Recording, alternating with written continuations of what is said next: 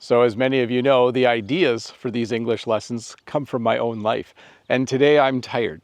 So today you get an English lesson about being tired.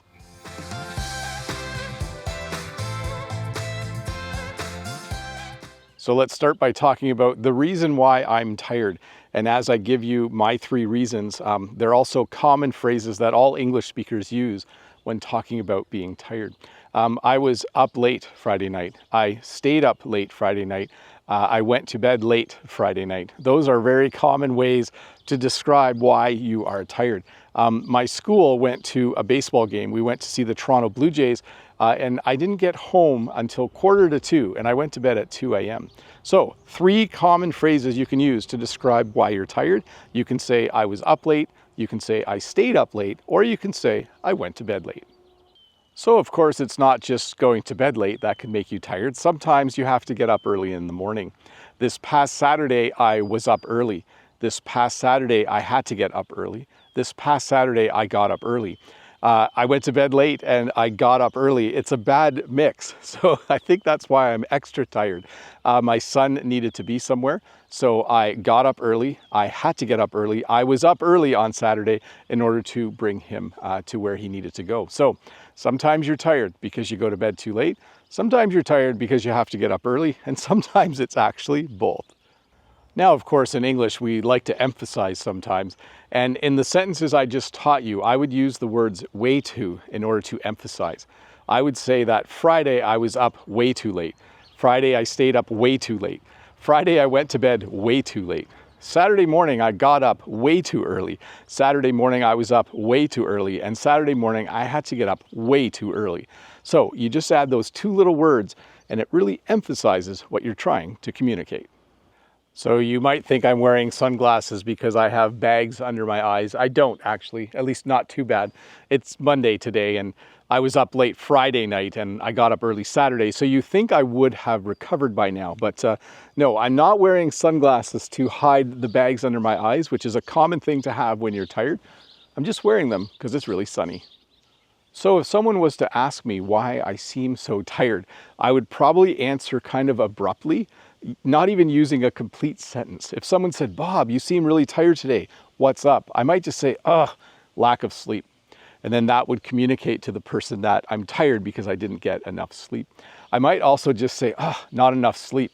Basically the same thing, indicating to them that I'm tired because I didn't get enough sleep or because of a lack of sleep. So how do you actually say that you're tired in English? Well, you use the word tired. If someone said to me, Bob, how are you feeling today? I would say, I'm tired because I stayed up way too late on Friday night. You might also say, I'm exhausted. Like if you're really tired and you want to emphasize how tired you are, you might say, I'm exhausted. I need a nap. If you actually feel like you might fall asleep, like maybe you're sitting in a meeting and they turn the lights off, or you're in a classroom and they turn the lights off to show a movie or something on the projector, you might say, I'm drowsy or I'm sleepy. That literally means that you might fall asleep, like your eyes might just kind of go shut and you might fall asleep. And then the phrase we use to describe that is, I can hardly keep my eyes open, or I'm barely able to keep my eyes open. Sometimes you're just so tired, your body kind of takes over and says, hey, we're going to sleep right now. It's usually bad when that happens, but sometimes when you're really tired, you can hardly keep your eyes open. So there's a couple older words that mean that you're tired that we don't really use anymore. And they're the words fatigued and weary. Now, I should say I don't really use them anymore. You might actually hear them if you watch an old movie or if you're reading an older book. Someone might say, I'm very fatigued or I'm very weary. But to me, they sound like older words that aren't very common anymore. I think English learners like to use the word fatigued because it is common in other languages, or it's equivalent. It might even look the same in your language. But 2 words that we don't really use very much anymore, fatigued and weary. So sometimes you're tired because of a lack of sleep, but sometimes you're tired because you just did something physical. Maybe you worked out at the gym or you went for a long hike and you're feeling tired. In those situations, we use slightly different phrases. You might say, I'm pooped, which is kind of a funny phrase. I'm not going to tell you what poop means, but when you say I'm pooped, it means you're really tired, usually physically tired. You might say, oh, I'm beat.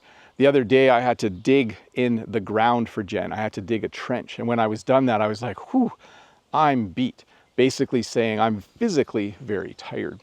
And then you might say, I'm worn out. After a long day, you might be both physically and mentally tired. And you would say, oh, I'm worn out. If you went on a really long hike, at the end of the hike, you might say, oh, I'm worn out. That was very, very difficult. And now I'm tired. I'm worn out. Sometimes when we're tired from a lack of sleep, we'll say that we need to catch up on sleep. We need to catch up on sleep, which I don't think is actually possible. If you sleep for 6 hours one night, you can't just sleep for 12 hours the next night and then feel like everything is 100% again. At least that doesn't work for me. But what you can do is you can have a nap. When you have a nap or when you take a nap, it means you sleep for 10 minutes or 30 minutes in the middle of the day. Instead of sleeping at night, maybe after lunch, you sit on the couch or you lie down on the couch and you take a nap or you have a nap. Just a short one, not too long. If I sleep for more than an hour, like if I have more than an hour nap, I usually don't feel good. 10 minutes is just the right amount of time for me to have a nap. Well, hey, thank you so much for watching this English lesson about how to talk about being tired and how to explain why you're tired and little things you can do if you're tired, like take a nap. Hey, if this is your first time here, don't forget to click that red subscribe button over there. Give me a thumbs up. If you have some time, leave a comment below. I love reading them. Sometimes I actually have time to respond to them, but in June it's hit or miss. And of course, if you have some extra time and you want to learn some more English, there's always more lessons to watch.